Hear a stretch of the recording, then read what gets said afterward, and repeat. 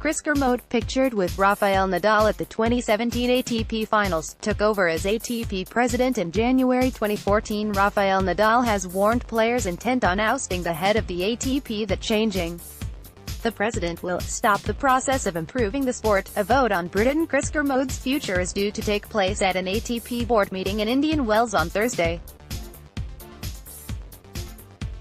The 54-year-old's second three-year term expires at the end of the year.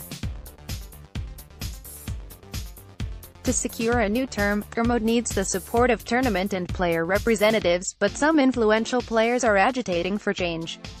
But 17-time Grand Slam champion Nadal's view is that change right now would be counterproductive. "I believe in long-term projects," the 32-year-old Spaniard told a group of reporters at Indian Wells. "I am not a very big fan of changing things very often.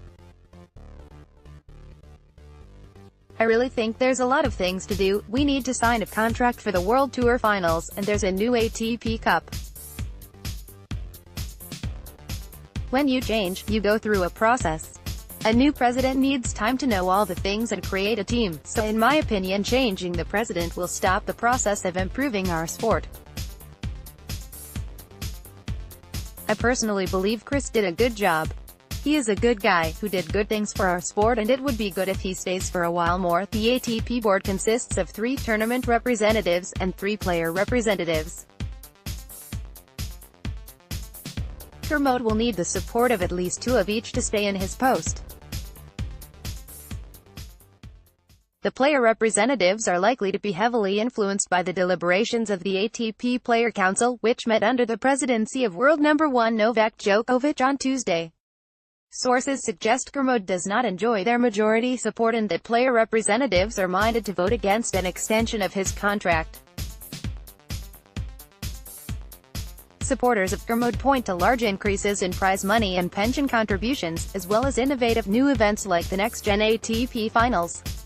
One of his chief critics is Canadian player Vasek Pospisil. The world number 114 is a member of the Player Council and at the Australian Open wrote a letter to fellow players which ended up in the public domain. He argues players do not receive nearly enough of the revenue generated by the sport. "We need a CEO that first and foremost represents our interests," he wrote. "We need a structure that prevents influence peddling by the deep-pocketed tournaments.